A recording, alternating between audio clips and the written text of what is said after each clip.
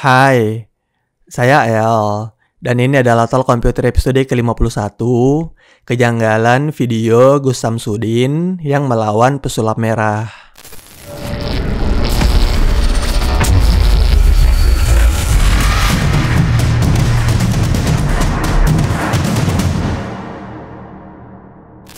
Beberapa waktu belakangan, entah sudah sebulan atau lebih, netizen Indonesia diramaikan dengan berita terkait pesulap merah yang bersiteru dengan Gus Samsudin, salah seorang yang diyakini sebagai ahli spiritual.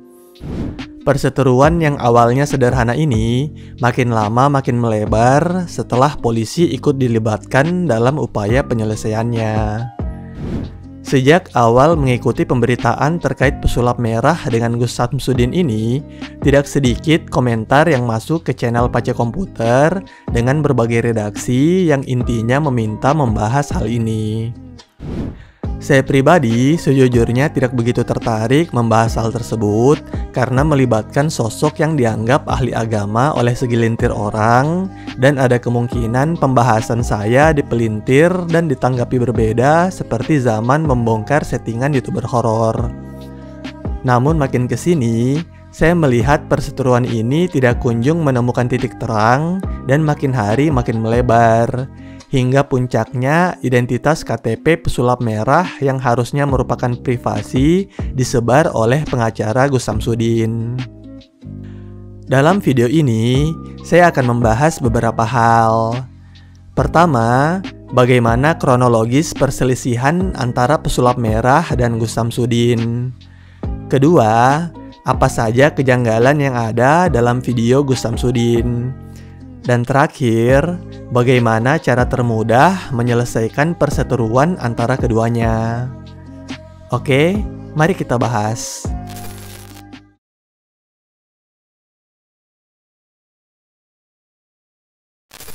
Jauh sebelum ramai-ramai terkait Gus Samsudin, saya sudah cukup lama menjadi penonton pesulap merah. Konten-kontennya memang dari dulu sudah membongkar trik-trik sulap yang biasa disalahgunakan dukun untuk menipu korban-korbannya. Saya ingat salah satu momen yang membuat pesulap merah sempat viral adalah saat Cynthia Chandranaya menantang dirinya. Meskipun tidak lama setelah itu, justru Cynthia Chandranaya lah yang ditantang beberapa pihak untuk pembuktian kontennya. Saya pun sempat membahas salah satu video Cynthia Chandranaya yang saya rasa janggal pada saat itu. Selain Cynthia Chandranaya, ada sosok lain juga yang menghubungkan pesulap merah dengan Pace Komputer, yakni Skeror yang merupakan salah satu YouTuber horor dari Kalimantan. Saya ingat sebelum membongkar kejanggalan 13 video Skeror saat itu, saya pun sempat menonton video pesulap merah saat beliau menjelaskan trik minyak pesugihan yang katanya mampu membuat uang kembali ke kita setelah dibelanjakan. Sejak saat itu, pesulap merah tetap konsisten dalam membongkar rahasia-rahasia perdukunan yang memang kebanyakan menggunakan trik sulap, hingga akhirnya video-video yang dibahas triknya adalah milik Gus Samsudin. Tak lama setelah merasa video-videonya banyak dibahas, Gus Samsudin membuat video yang secara terbuka mengundang siapapun yang membahas videonya untuk datang langsung ke tempatnya. Pesulap merah pun pada akhirnya mendatangi padepokan Gus Samsudin dengan tujuan melakukan pembuktian dan ujung-ujungnya dihadang oleh seseorang yang mengaku pengacara Gus Samsudin, bahkan berujung dimintanya KTP pesulap merah. Saat dipikir perseteruan hanya sampai di klarifikasi masing-masing pihak, ternyata kisah ini terus berlanjut dan memasuki babak baru setelah hadirnya pesulap merah di podcast Deddy Corbuzier. Padepokan Nurzat Sejati milik Gus Samsudin akhirnya didatangi warga yang mengamuk dan berujung ditutupnya padepokan tersebut. Tak mau kalah, selang beberapa hari kemudian, Gus Samsudin melaporkan pesulap merah ke Polda Jatim dengan tuduhan pencemaran nama baik. Berselang beberapa lama, Gus Samsudin akhirnya menghadiri podcast dengan beberapa YouTuber terkenal, Meski pada akhirnya netizen justru banyak yang menyerang beliau terkait pernyataan dan yang dilakukan beliau di podcast tersebut. Dan yang paling terbaru adalah Persatuan Dukun yang ikut melaporkan pesulap merah, lagi-lagi terkait pelanggaran UU ITE.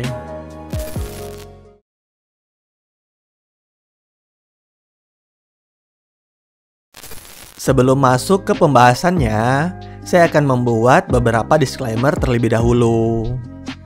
Pertama-tama, dalam penjelasan saya tidak mengatakan Gus Samsudin adalah seorang penipu.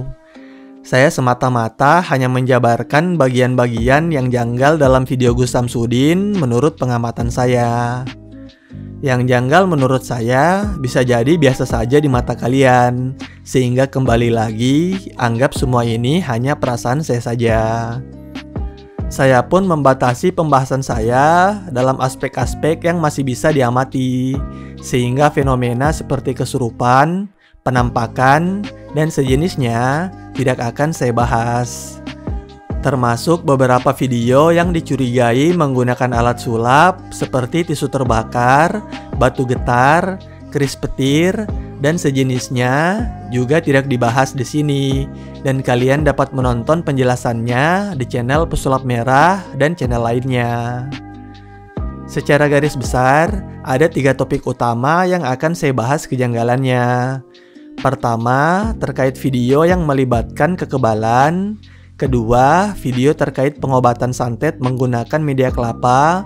Dan terakhir, terkait video penggandaan uang melibatkan media rokok.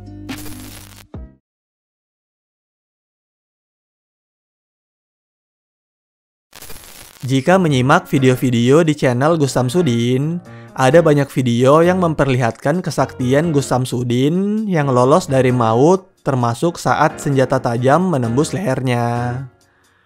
Bagi saya pribadi, ada beberapa kesalahan yang tidak pernah diperbaiki dalam pembuatan video amatir seperti ini dan membuat penonton curiga video sejenis ini adalah settingan belaka. Pertama, seringkali saat bagian saktinya, seperti saat senjata tajam ditancapkan atau dicabut, kamera justru dialihkan dari pemeran utama atau sudut pandang kamera ditutupi. Tentu hal ini menimbulkan kecurigaan bahwa pada saat tersebutlah rekayasa dilakukan. Dan hal sepele lainnya yang selalu terlewat adalah pada saat tersebut bisa-bisanya rekan timnya alias kameramen tetap setia mengambil gambar atau meneruskan siaran langsung. Dalam kehidupan nyata, jika saya adalah kameramen dan melihat hal tersebut, tentu saya akan langsung melepas kamera dan menolong teman saya yang sedang diserang. Yang barusan sekedar pengantar saja. Penjelasan saya bukan soal hal tersebut. Di salah satu video di mana Gus Samsudin didatangi seorang TNI, beliau memberikan sebuah tasbih yang memiliki efek siapapun yang memegangnya tidak akan mempan di silet, di bor, dan sejenisnya. Video ini menurut saya adalah salah satu yang paling memperlihatkan kesaktian Gus Samsudin. Bagaimana tidak, setelah tasbih digenggam, anggota TNI yang bersangkutan langsung kebal dari silet yang tadinya mampu memotong kertas dengan sangat tajam. Bahkan sehelai rambut pun tidak termakan oleh silet tersebut. Yang janggal dari video ini adalah jika kalian perhatikan dari awal hingga akhir, cara membalik silet Gus Samsudin sangatlah aneh. Saat berulang kali mempraktekkan ketajaman silet ke kertas, Gus Samsudin hanya menggunakan salah satu ujung silet saja. Bahkan pada menit 7:10 detik, Gus Samsudin sampai repot-repot menggunakan tangan kirinya untuk membantu membalik silet di tangan kanannya. Dalam keadaan normal, saat diberikan silet dan disuruh membaliknya, kita biasanya cenderung memutar secara vertikal dibanding secara horizontal. Hal ini tentu saja untuk menghindari sisi tajam dari silet itu sendiri. Gus Samsudin yang dari awal hingga akhir video hanya membalik silet secara horizontal yang sekali lagi kurang lazim dilakukan, akan memunculkan spekulasi bahwa hanya salah satu ujung silet saja yang tajam, sedangkan sisi sebaliknya yang digunakan pada tubuh adalah sisi yang tumpul. Saat mengambil silet dari tangan pemegang tasbih di menit 5:43 detik pun, jika dicermati, Gus Samsudin mengambil silet dari sisi belakang, sehingga posisi silet tidak berubah sama sekali. Penjelasan terkait silet ini dapat kalian tonton juga di video berjudul Bongkar Ilmu Kebal Silet Gus Samsudin milik sahabat saya Teuku Iqbal Johar. Dalam video tersebut juga, selain diujikan pada silet, tes kebal dilanjutkan pada sebuah bor. Untuk bagian ini, sebenarnya kalian dapat coba memasukkan kata kunci trik bor kebal di pencarian YouTube. Kalian dapat menonton video dari channel Bang Udeng ataupun Hasbi Debus Channel yang menjelaskan mekanisme yang memungkinkan untuk melakukan hal tersebut. Meski tentu saja, saya percaya Gus Samsudin yang super sakti tidak mungkin menggunakan trik bor murahan seperti ini, terlebih menggunakan silet dengan sisi tumpul seperti kecurigaan saya tadi.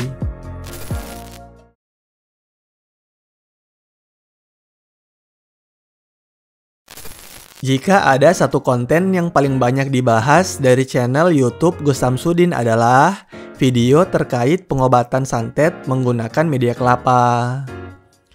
Pesulap merah sendiri termasuk salah satu yang membahas hal tersebut melalui videonya yang berjudul Fix Penipuan, Begini Rahasia Kelapa Isi Paku, Silet, dan lain-lain. Video ini sendiri diupload sejak April 2021 dan hingga kini sudah ditonton hampir 3 juta kali. Dalam video tersebut, pesulap merah menjabarkan trik dari kelapa berisi yang terletak di bagian atas kelapa yang dibuka terlebih dahulu, lalu dilubangi dan diisi benda-benda sesuai kebutuhan. Setelah itu, bagian atas kelapa ditutup kembali. Sebagai seseorang yang percaya dengan kesaktian Gus Samsudin, tentu saja saya tidak serta-merta percaya dengan penjelasan trik dari pesulap merah tersebut. Namun sayangnya, saat menonton ulang video Gus Samsudin yang melakukan transfer santet tersebut, jika video di-pause pada titik tertentu, akan terlihat lubang dari dalam kelapa tepat di bagian atas yang sejalan dengan penjelasan trik dari pesulap merah. Meski demikian, saya yang masih tidak percaya mencoba mencari video lain dengan aksi yang sama. Hingga akhirnya saya menemukan video sejenis yang diupload pada April 2020. Sayangnya dalam video tersebut, jika di-pause di menit 23:56 detik, lagi-lagi kita akan melihat lubang kecil dari dalam tepat di bagian atas kelapa. Lubang di dalam kelapa inilah yang menjadi kejanggalan dalam pengobatan santet menggunakan media kelapa. Namun sekali lagi saya percaya tidak mungkin Gus Samsudin tega merekayasa hal tersebut.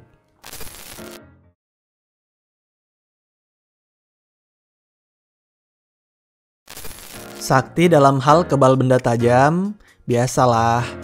Sakti dalam pengobatan tentu sudah syarat utama dalam membuka praktek. Namun memiliki kemampuan menggandakan uang tentu mukjizat dari Yang Maha Kuasa. Meski jarang dilakukan, namun dalam video Gus Samsudin yang diupload pada bulan Juli tahun 2020 memperlihatkan kesaktian Gus Samsudin yang mampu menggandakan uang bermodal uang sedekah dan rokok yang dibeli dari pasiennya. Setelah memasukkan uang sedekah ke dalam kotak amal dan membeli rokok dari salah satu pasiennya, Gus Samsudin membuka rokok tersebut dan mendapatkan batangan rokok yang berisi lembaran uang Rp100.000 yang setelah ditotal berjumlah Rp500.000. Video ini tentu saja memperlihatkan mukjizat. Bagaimana tidak, dengan bermodalkan Rp200.000, dalam sekejap berlipat ganda menjadi Rp500.000. Saya pribadi percaya dengan kekuatan sedekah yang salah satunya akan dikembalikan dengan berlipat ganda. Namun biasanya hal ini tidak terjadi dalam sekejap seperti mukjizat yang diperlihatkan oleh Gus Samsudin. Dari video ini sendiri, ada beberapa hal yang terlihat janggal menurut saya. Pertama, saat batang rokok pertama dikeluarkan dari bungkusannya oleh Gus Samsudin, kalian dapat melihat posisi filter rokok berada di bawah. Hal ini tentu saja sangat janggal, sebab pada umumnya posisi filter rokok akan berada di bagian atas dalam bungkusannya saat dibuka. Kalian bisa mencoba membuka rokok apapun yang dilengkapi filter dan coba mengambil satu batang rokok dari dalamnya. Niscaya yang kalian pegang adalah bagian filternya. Namun hal tersebut bisa saja hanya kebetulan dan kesalahan produksi dari pabriknya.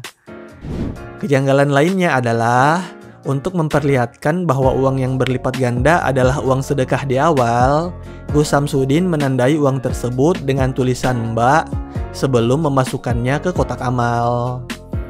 Yang menjadi kejanggalan adalah jika tulisan Mbak di masing-masing uang dibandingkan, kalian akan melihat perbedaan di setiap tulisannya. Hal ini tentu saja menyalahi hukum penggandaan uang, sebab harusnya setiap tulisan sama persis tanpa perbedaan sedikit pun. Hal demikian juga berlaku untuk nomor seri uangnya. Jika memang uang bertuliskan Mbak tadi dilipat gandakan secara goib, harusnya semua uang memiliki nomor seri yang sama. Sayangnya jika kita perhatikan, pada menit 7:21 detik, uang bertuliskan bak pertama memiliki nomor belakang 86, sedangkan uang ketiga memiliki nomor belakang 20. Melihat perbedaan nomor seri tersebut, jujur saja membuat saya bingung. Bagaimana bisa uang yang berbeda memiliki tulisan nama yang sama? Sungguh sebuah keajaiban yang pastinya berasal dari Gus Samsudin. Dan terakhir, jika kita percaya bahwa rokok tersebut adalah kesalahan produksi dari pabrik sehingga posisi filter berada di bawah, maka kita akan diberi kejanggalan berikutnya, yakni di menit 8:51 detik, saat Gus Samsudin mengeluarkan rokok sisa yang tidak memiliki uang di dalamnya, posisi batang rokok justru dalam keadaan normal, yakni filter terletak di bagian atas dalam bungkusannya. Hal ini akan menimbulkan kecurigaan bahwa rokok tersebut memang sudah disiapkan sebelumnya dan rokok yang diisi uang sengaja dibalik agar saat eksekusi Gus Samsudin tidak salah menarik batang rokok lain yang tidak ada uang di dalamnya.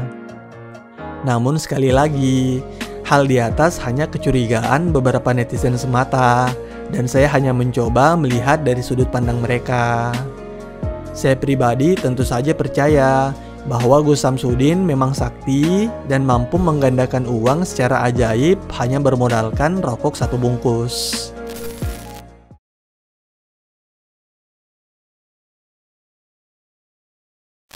Jujur saja, setelah hampir sebulanan mengikuti perselisihan ini, saya tidak mengerti mengapa sulit sekali menyelesaikannya. Padahal solusinya sangatlah mudah.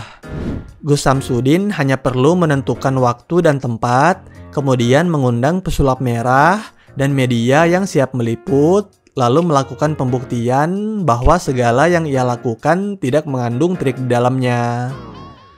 Sebagai contoh, untuk ilmu kebal, Gus Samsudin hanya perlu membawa tasbihnya yang mampu memberikan kekebalan terhadap benda tajam, lalu mempersilahkan pesulap merah mengujinya secara langsung.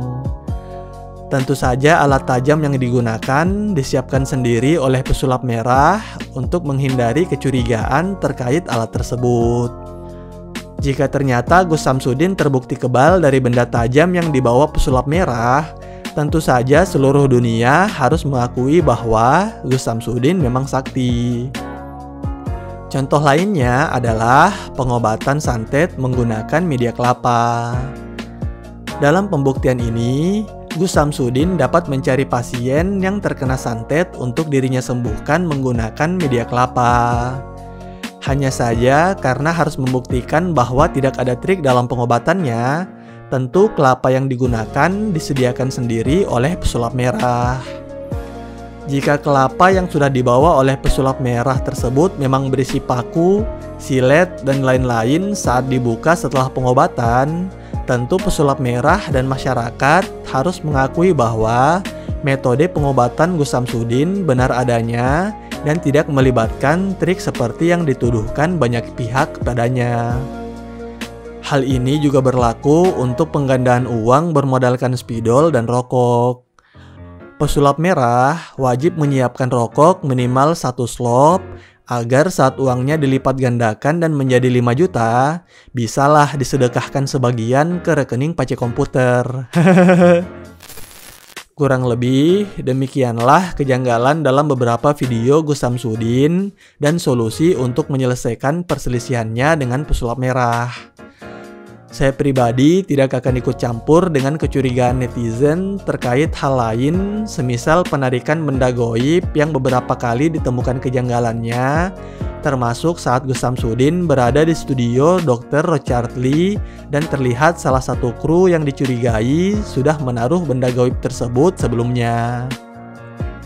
Saya pribadi sangat menanti hari di mana Gus Samsudin menentukan waktu dan tempat untuk membuktikan kesaktiannya. Sebab pembuktian tersebut tentu saja akan meruntuhkan segala keraguan yang saya jabarkan di atas, dan saya pun akan percaya 100% bahwa Gus Samsudin benar-benar sakti dan bukanlah penipu seperti yang dituduhkan banyak orang kepadanya. Sekian Talk Komputer episode kali ini, sampai jumpa di episode berikutnya. Bye.